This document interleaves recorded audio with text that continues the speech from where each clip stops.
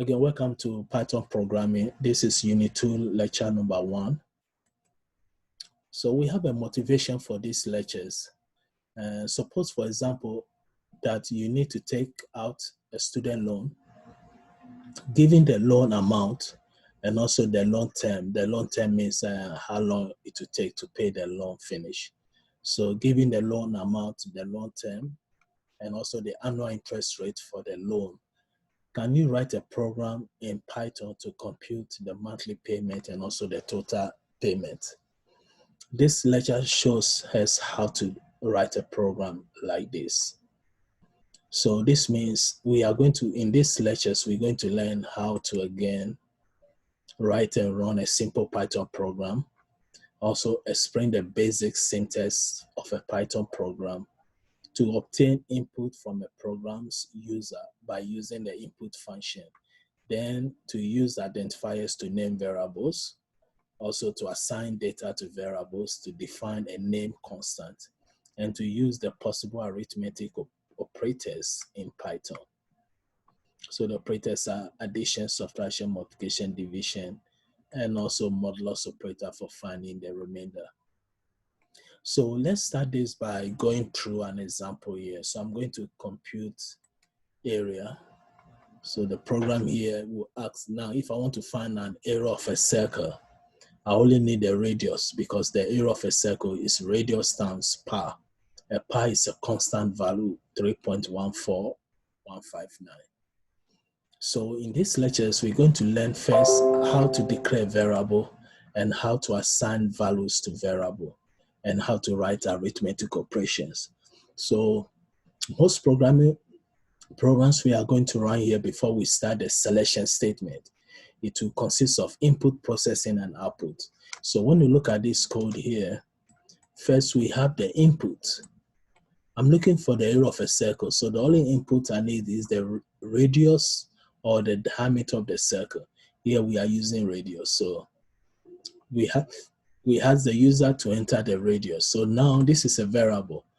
We can name a variable by using any characters from A to Z, it can be uppercase or lowercase, and any digit from 0 to 9. Then the only symbols we can use is the underscore and also the asterisk sign. Again, we will talk about that. So here we were able to name the variable as radius. Also, the variable name cannot start with a digit. So you have to start either with an underscore or start with a character. It can be uppercase or lowercase. So the first thing we do here is to get the input. We have the input is 20. We assign the 20 to the radius variable. Then next we have to process computation. So our goal here is to find the area. So we compute the area. We know the formula for area is radius squared times pi. So we have radius times 3.14159, which is the pi value. So we have the input, we process, we have our result. The next step is the output. So we print our result. So here we say the result is the area for the circle of radius. Again, these are in double quotation. So this is a string to print. Now, how do you print a content in a variable? We just have to have the variable name. So comma, the variable name, then comma. Then we can have any string. So here you can see that the radius is not in double quotation. If we put it in a double quotation, it means we are going to print radius as a string. We want to print the content, so it will not be in double quotation. The same thing, we want to print the area value. So we have the variable area, not in a double quotation. So let's run this program and see. So we can see that the only thing that would display is the print. We know the print method would display any item on a screen. So here we have the area for the circle of radius is in a string. So we print the same thing. Is the content 20? The radius is 20. Is when we do the multiplication, when we do the formula, radius times 20 times 20 times 3.14159, we will get the result to be 1256.636. So this again, the beginning of our main objective for these lectures, how to write simple Python program to get an input from user, or we assign an input to a variable, and how to do computation, formulas, solving. For example, I can find the volume of a rectangle, or area of a circle, or salary of an employee. So for example, if I'm going to find a salary of an employee, maybe I may need at least two inputs, which is the hourly rate, and then the number of hours the employee work. Then the computation will be number of hours work times the rate, hourly rate. Now, if you are being paid a commission, then maybe plus 6% commission will be plus parentheses 0.06 times the total sales you did. Or if you have to pay tax, then the minus the tax rate. So from now, after this lecture, we should be able to solve almost any problem that doesn't require a decision or to repeat the same task over. So we will cover selection statement, which makes programs to make a decision, logical decision, like if it's true, do something else. If it's false, do different thing. Then we also repetition. That means I write a code to do something over and over again. But here, what we did, get input, process the input, then give us the result, the output.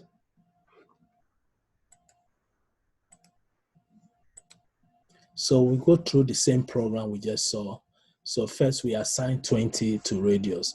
As we said earlier, there's two ways Python can get an input. Either we use the assignment operator, or we use the input function, and we will discuss that in the next section. So here we have 20, we assign 20 to a variable named radius. Then we compute processing. So the formula will be radius square, which is radius times radius, times the power, which is 3.14159. Now the result we get, we want to print the output. So we say the area for the circle of radius, and remember this is in double quotation, so this will print. And the radius is 20, then this is a string. Is whatever value, the value will be, I think 1256 point something. So let's walk through this program. First we get input, next we process our input. In this case, what we are looking for here, we are looking for area of a circle. So it's radius squared times power. After we get the result, we want to print it out. So we print it. So we can see here we have the area for the circle of radius 20 is 1256.636. So reading an input from the console. So the example we saw now is using the assignment operator, which means the input will be constant. We assign 20 to it, unless we change it. But we also have an option. We can use an input function that make it possible for us to ask the user to enter any amount for any value for the radius.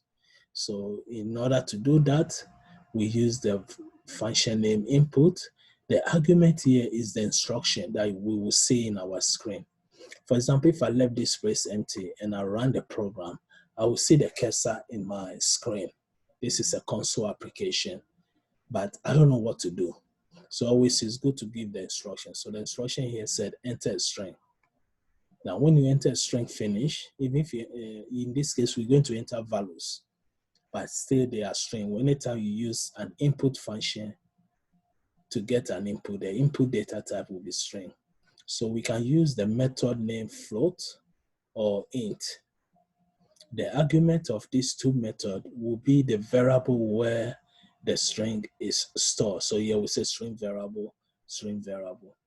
So if I ask a user to enter a string using the input function, the string is in a variable name variable. Then I'll come here, I'll say float variable. I'm converting it to float, then I'll store it in a new variable, I name it var. Or if it's int, I'll convert it to int, then I'll name it var. Then in my computation now, I'll use the float or the int type. I can't use the string. So let's see this example. We'll see how the concept here is worked. So here you can see that we have the same program where instead of assigning 20 or assigning any value to the radius, we are asking the user to enter the radius. So we use the input, and the instruction will be enter a number for the radius. But when we enter a value, it's what? It's a string. You can't use the string in arithmetic operations, so we convert it to float. So we know arithmetic or algebra, inner parentheses will execute first. So here I will see enter a number for the radius. Then when I enter the number, then input function has finished its work. Next, we have a function named float. So it will convert the input and enter string into float. Then we assign the value to radius. The next step, we find the area, which is radius times bar. Then next step, we display our result, which is the same as the previous problem. So the previous example with this, they are the same question, but the difference is that the first one, we assign 20 to the radius. But here, we are asking the user to enter any value for the radius.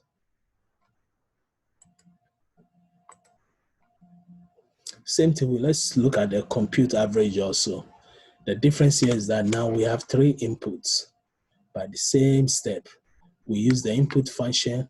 We have instruction telling the user to enter the first number, and then enter the second number, then enter the third number. Then we use the floats to convert all the 3 values, and we assign the values to number 1 variable, number 2 variable, number 3 variable. Next, we are looking for the average of the 3 values. So we had all the 3 values, so we have to put it in parentheses. Now, if we remove these parentheses, then we are going to divide only number 3 variable with 3. Then we add it to number 1 and number 2, which will give us a wrong answer. Average means add all the values first, then divide by number of values. So we use the parentheses here. Then after that, we display the results, which is same as the previous example. The average of number 1, number 2, number 3 values is whatever is in average. We do our computation here. So we're going to display our result. So let's run this and see the output here. So here, the first thing, we enter the first number, the user enter 1.5. Enter the second number, the user enter 2.3. Enter the third number, the user enter 7.1. Then display the result. The average of 1.5, 2.3, 7.1 is 3.63333, which is here. The average of whatever value you enter for num1, num2, num3 is whatever computation we get.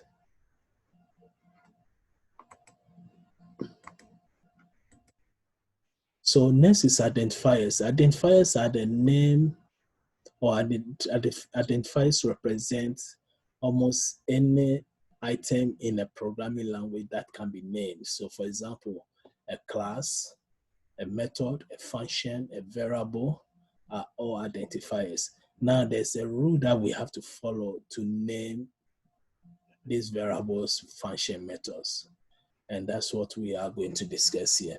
So in order to name any identifier, the only things we can use is the letters or characters, both uppercase and lowercase characters. We can also use all the digits from 0 to 9. And the only symbols we can use is the underscore and also the asterisk. So, and also identifiers cannot start with a number. So identifiers must start with a letter or the underscore. It cannot start with a digit. And also an identifier cannot be a reserved word. A reserved word is the words that Python understands. For example, we use only one reserved word so far, which is print. In Python, print, everything is lowercase. Print means to display some items in the argument of the function on our screen. Now, I can name a variable print if I make any of the case uppercase. So let's say P uppercase, RINT.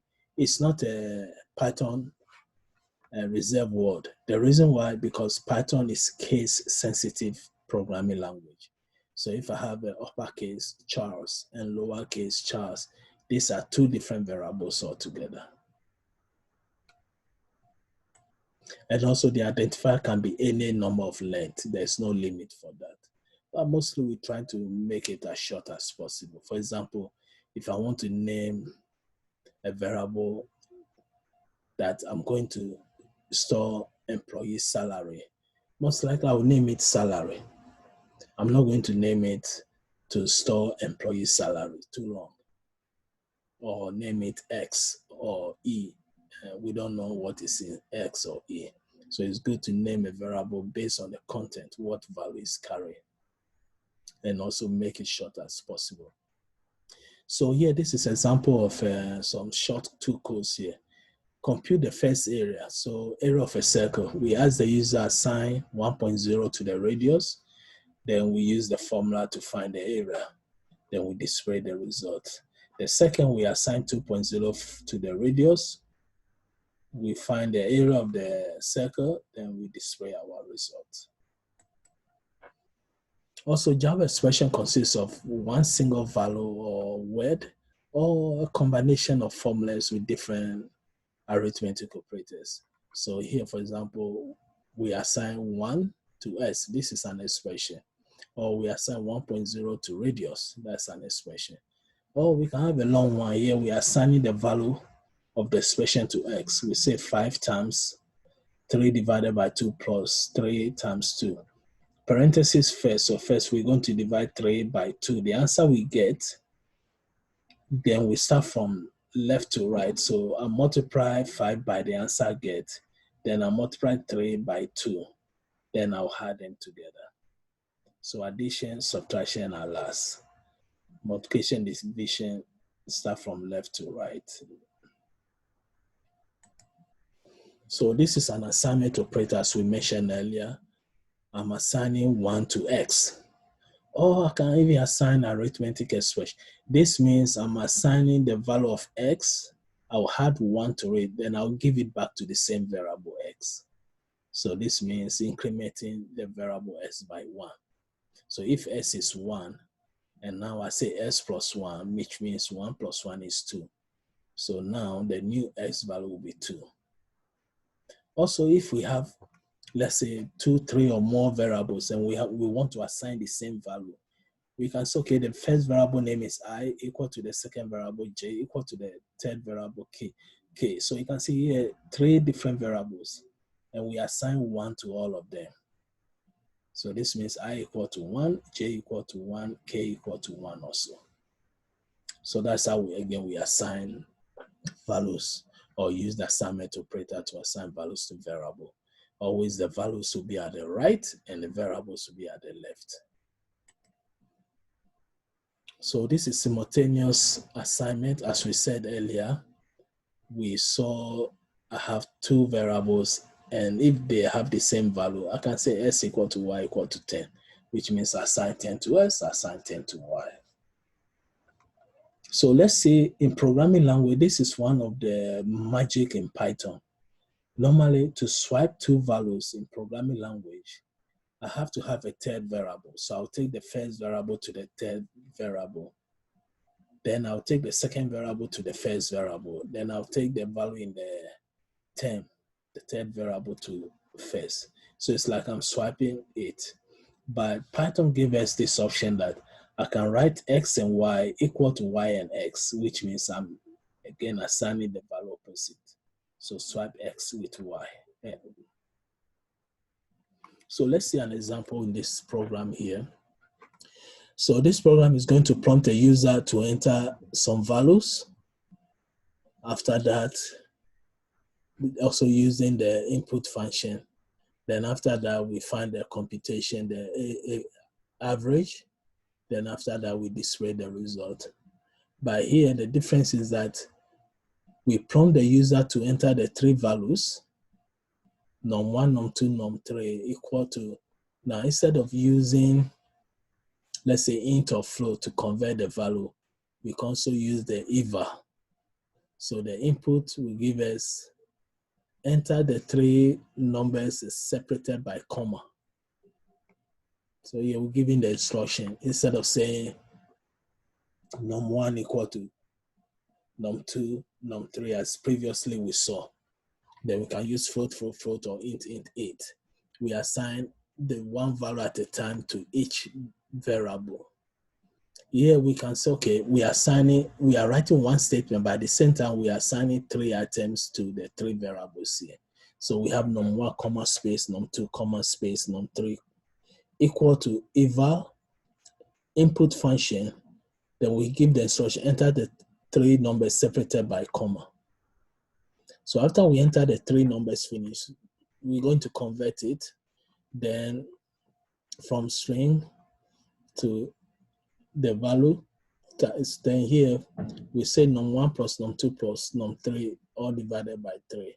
Then we display our results. So the new thing we are learning here is we can, instead of having num1 separately, num2, num3, we can write one statement to tell user to enter, but anytime you enter the first value, you have to enter comma. So let's see this program. So here we can see that the user enter 1, then comma, space 2, comma, space 3.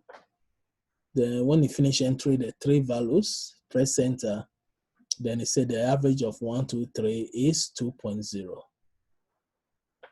And that's what we have here. So this eval again make it possible for us to enter as many values at a time to 2 or more variables too at a time. The type of values here we determine by the input that we enter. So here we can see that we enter integer 1, 2, 3.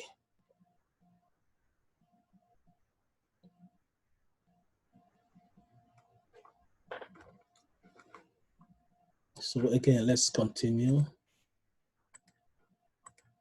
So we also have what we call the name constant. Name constant are variables that their value cannot change. So a regular variable, I can enter any value and later we can change it. By a constant variable, we cannot change, it's permanent. So here we say the value of a variable may change during the execution of a program, but a name constant or simply constant represents a permanent data that never changes. Again, this data is stored in a memory, which means it's in a variable, but we can't change it, it's constant. So here we say Python does not have a special syntax for naming constant. So you can simply create a variable to donate a constant. Now to distinguish a constant from variable, use all the uppercase letters to name a constant. This is just a convention that, okay, when you are naming a variable as a constant, use only uppercase throughout as the name of the variable. So numeric data types, the numerical data types are 2. We have a whole number or decimal number. So in Python, a whole number is called an integer. A decimal number is called float. So only 2 data types are for values or numerical data types. Now next is the arithmetic operations. So in Python, we have addition, subtraction, multiplication, 2 division. The first division is for float division. So as I said earlier, if I have, for example, 7 divided by 3, the answer will be 2 point something. But if I have the second one, 2/7 divided by 3 to give me exactly 2, because the first is called the float division, which means our answer will be in decimal. Then integer division means our answer should be a whole number. So the decimal part will be cut off or truncate. Now, exponential is 2 asterisks. So if I say 4, 2 asterisk 0.5, it means I'm looking for square root of 4, which is 2, or 4 raised to the power half, which is a square root. Then we have a remainder. A remainder means, or sometimes we call it modulus operator. A remainder means if you divide 2 values, the answer is for division, but the remainder is what this modulus operator will give us, or remainder operator. So 20 modulus 3, you can see that the answer is 2. Why? Because if you divide 20 by 3, your answer is 18, remainder 2. So we are not looking for, the 18 will come from integer division. 20 divided by 3, the answer will be 18. But here I'm looking for a remainder. So if I divide 20 by 3, what is the remainder? Now dividing 20 by 5, the remainder will be 0. So the answer will be 0. So these are the arithmetic operations or operators in Python. addition, subtraction, division, and also multiplication. Now, division is two types. We have float division, which is only 1/. Integer division means 2/. 1// means the answer will be, again, 1 divided by 2. The answer was 0.5. Give us the decimal. But the same 1 divided by 2 for integer, it will give us 0 because we don't need the decimal part. Exponential means to the power. So if I have 4, 2 asterisk 0.5, it means 4 to the power 0.5. And that will give me 2.0. And the remainder is when you divide two values, the remainder will be the answer. So for example, 13 divided by 10, the answer will be 1, remainder 3. So 13 modulus 3, the answer will be 3. So this is the example of the remainder operator. Now, for example, I have 7 divided by 3. The answer will be 2, remainder 1. So modulus, the remainder operator will give me 1. Now, 12 divided by 4, the answer is 3. 3 times 4 is 12, so the remainder is 0. Now, 26 divided by 8, we go in 3. 3 times 8 is 24. The remainder will be 2. So that's the remainder operator concept. So we say the remainder is a very useful in programming. For example, an even number modulus 2 will always be 0. And an odd number modulus 2 always 1. So which means I can use the modulus operator to determine if a value that we enter or if the value that we have in a specific variable is an even number or odd number, just by using the number modulus 2. If the answer is 0, it means it's even number. If the answer is 1, it means it's again odd. And so you can also use this property to determine whether a number is even or odd. Suppose today is Saturday and you and your friends are going to meet in 10 days. What day is in 10 days? You can find that day is Tuesday using the following expression. So we can see that Saturday is the 6th day in a week. So we have what? We have 10 days. So we start from 6 plus 10. But since we know that how many days in a week is 7, we do modulus 7. So if I do modulus 7, the answer will be 2. So the 2 means after I finish Monday to Sunday, 7 day, I'll start the 2 Monday, Tuesday again. So the second day is the week, is in Tuesday after 10 days. Because I'm in the 6th day now. So after 10 days, what will be the day of the week? I'll just add 6 plus 10 is 16. But every week I have 7, so let me divide by 7. Then the remainder will give me what day I am. So we use modulus 7. So we get 2. The remainder will be 2. Also, we have a program to display a time here. So they say write a program that obtain minutes and remaining seconds. And the concept here again is that we're going to use the modulus operator. So for example, if we ask the user to enter a time, but this time it's going to enter the time in seconds, we change it to int because we know time is 1 minute, 20 seconds, 1 hour. We don't say 1.7 hours, 2.3 seconds, or 40 plus 7 minutes. No, everything is a whole number. So here you can see that when we ask the user to enter the input in seconds, we convert it to int, then we give it to seconds. Now, we want to get since it's in seconds, how do I get it in minutes? I will divide by 60. Now, I'm not going to do decimal division because I don't want to get decimal value. So we say the seconds you enter, 2 division sign means we are dividing as an integer. We need the remainder to move to the next. So the seconds divided by 60 will give me how many minutes I have. But maybe, let's say I have 72 minutes and 72 seconds.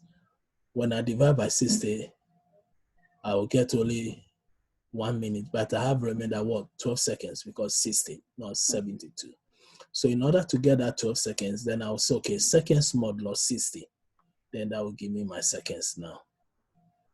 Then we can print, okay, the seconds is, so let's say 72 seconds is 1 minute, 12 seconds.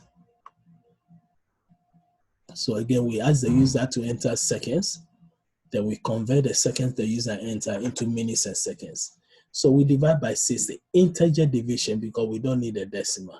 We divide by 60, then we use the modulus operator to get the remainder. Then the remainder should be less than 60, because if it's 60, then that will be 1 minute, 0 seconds. So the remainder will be somewhere between 1 to 59. So here, the main example, the main reason why we're going through this program is how to use the modulus operator again. So you can see that I'm converting seconds to minutes.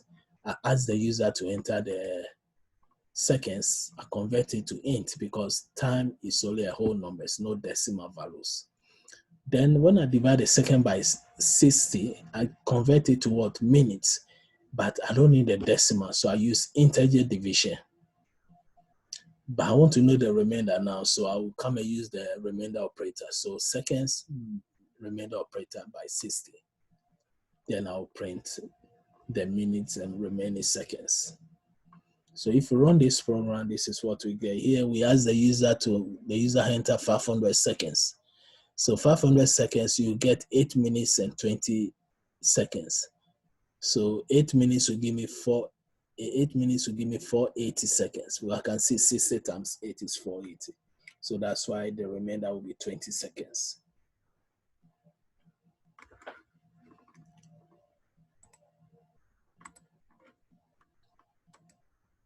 So we have something we call the overflow. Now, overflow means when a variable is assigned a value that is too large in size to be stored.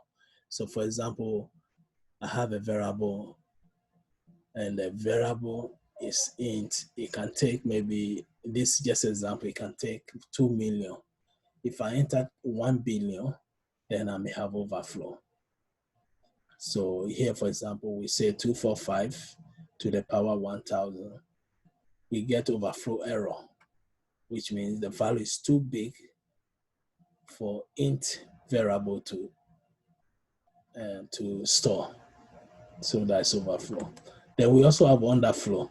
Underflow means we are using a very small value that the data type doesn't take that range. So when a floating point number is too small, that is too close to 0 to be stored, it causes an underflow. So Python approximates it to 0. So normally you should not be concerned with underflow. But overflow, we have to be concerned. Overflow means when the data is too big, then we can't store it. By underflow means close to 0, let's say 0.0001111. So it's too long. So Python will approximate it to 0 for us. Also, we use scientific notation. So floating point literals can be specified in scientific notation. So for example, 1.23456 E plus 2. This means we have scientific notation, 2 decimal places to the right. So actually the value will be 123.456. Same as here also, plus 2, or we don't put the 2. But -2 means the value is very small, so it's 2 decimal places to the left. So you can say the plus 2 or just U2, it means 123.456, 2 decimal places to positive, so to the right. Now if it's -2, 2 decimal places to the left, so our answer will be 0.012346. So we say uppercase E or lowercase e represent an exponent, and also it can be either in lowercase or uppercase also. So arithmetic expression, this is one of the main reasons why, again, we are doing Python. So for example, if I have this arithmetic expression, this is mathematics or college algebra. Python will never understand this, so we have to convert it. So I'll say 3 plus 4, and I have to put times x here. Then divide by 5, so we get 3 plus 4 times x. divided by 5 minus 10 times, even parentheses is multiplication, but in Python, we have to specify the multiplication operator, not the parentheses. Parentheses is not multiplication. So we get 10 times y minus 5, then times a plus b plus c, then everything divided by x, plus 9 times everything here. So we get 4 divided by x plus 9 plus x, parentheses divided by y. That's what we have here. So the second expression here, this is the translation of Python to the formula given to us. So how to evaluate an expression? Though Python has its own way to evaluate an expression behind the scene, the result of a Python expression and its corresponding arithmetic expression are the same. Therefore, you can safely apply the arithmetic rule for evaluating the Python expression. So here is same as arithmetic rule. Let's say the same expression now. The first thing I have to do is parentheses. So 4 plus 3. Now, from my left to right, I'll look for multiplication division. So 3 plus 4, okay. So 4 times 4 is 16. Plus 5, no, we have multiplication. 5 times 7 is 35. And that's the next we have to do. So 5 times 7 is 35. We get 3 plus 16 plus 1 minus 5. Then here we can add 3 plus 6. The answer we get, we add it to 35. The answer we get, we subtract 1 from it. So the final answer will be 53. So first we do the parentheses here. Then second step, we do our multiplications. But multiplications from left to right. So we do 4 times 4 first. Then later 5 times 7. Then after that, everything is addition and 1 minus. So add all the 3 values, then subtract 1 from it. Then we get 53. So we also have an augmented assignment operator. What this means is that if I say I plus or equal to 8, it means I'm going to add 8 to I and I'll assign the new value back to I.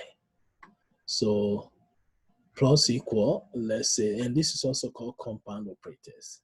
So if I say I plus equal to 8, it means I equal to I plus 8.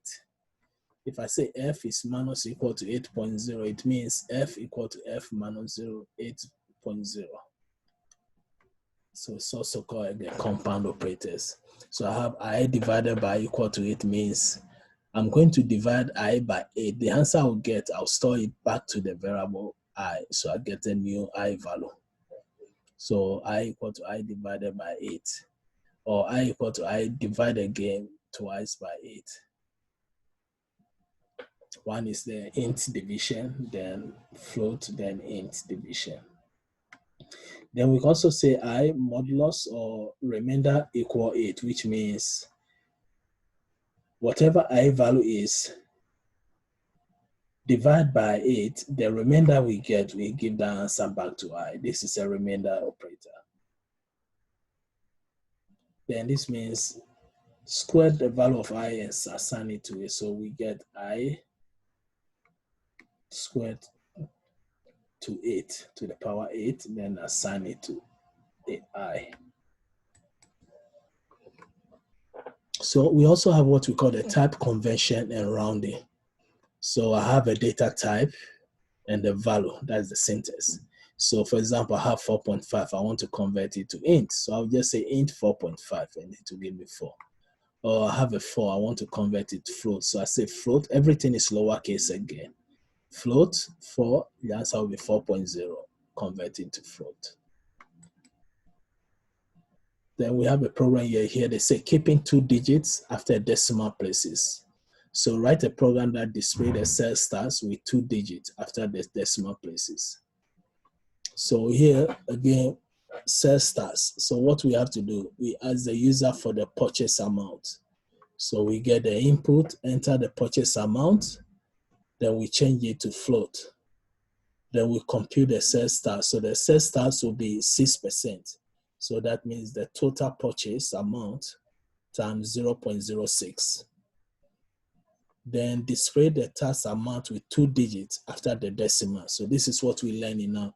So Says task is, that's a string. Task times 100 divided by 100 and convert int task times 100 divided by 100. This means we are changing it to only 2 decimal places.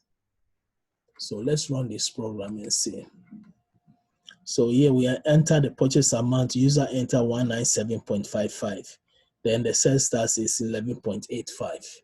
So 197.55 times 0.06 will give us 11.85, maybe something else other. But here, because of this, the answer I get for task, I'll multiply it by 100 int, then divide by 100 to convert it to two decimal places.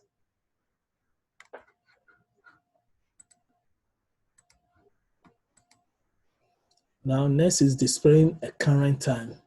So here we are going to write a program that will display a current time in GMT in the format hours, minutes, and seconds. So it will look like 1 hour, 45 minutes, 19 seconds. So here we are going to use the time function. Then the time function will return the current time in seconds with millisecond precision since midnight, January 1st, 1970, GMT time. So that's what this function does. It returns the time in milliseconds precision since January 1st, 1970 GMT time. So this is 1970 was the year when Unix operating system was formally introduced. So you can use this function to obtain the current time and then compute the current second, minutes, and hours. So let's see how this program works. So here we are going to use to get the current time. So to get the current time, again, we use the time.time function, and that will give you the current time in our computer. So we store the current time to a variable named current time. Now we obtain the total seconds since the midnight, January 1st, 1970. That's what the current time gives us. So which means I'm going to say int the current, we have the current time here. So current time, and this will convert to total seconds for us. Then now get the current seconds. So we say total seconds modulo 60. That will give us the current seconds. Then to get the current minutes, we divide the total seconds by 60, the int division. Then compute the current minutes in the hour.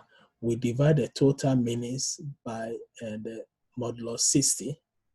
Divide the total minutes by 6. The remainder will be our current minutes. Then here we do total minutes divided by 60 will give us our hours. Then compute the current hour and the total hours times, total hours divided by 24, remainder of it will be our current hour. Then we display the current time is, whatever the current hour is, the minute and seconds. So here is the same concept we did in the previous example, but in our previous example, we ask the user to enter seconds, then we convert it to only minutes and seconds. Here we have a total seconds. So first we convert it to current seconds, use the modulus operator to get it. Then we divide by the seconds by 60, that will give us minutes. Then we try to get the remainder. Then we divide the minutes by 60, that will give us hours now. Then we get the actual hours, 24 hours a day. So total hours is modulus 24.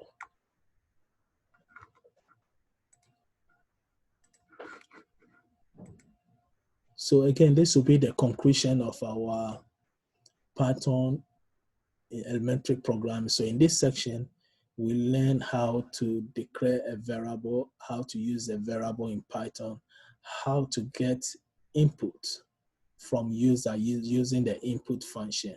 Now remember, every time when we enter an input, the input data type will be string. So we need either int or float function to convert it to int and float. if we are going to use that input in our arithmetic operation, we also saw the arithmetic operators, and we use most of them, including the remainder operator, which sometimes is called modulus operator. So again, this is the beginning of our Python programming, coding, writing, and wish to see you in the next lectures. Thank you.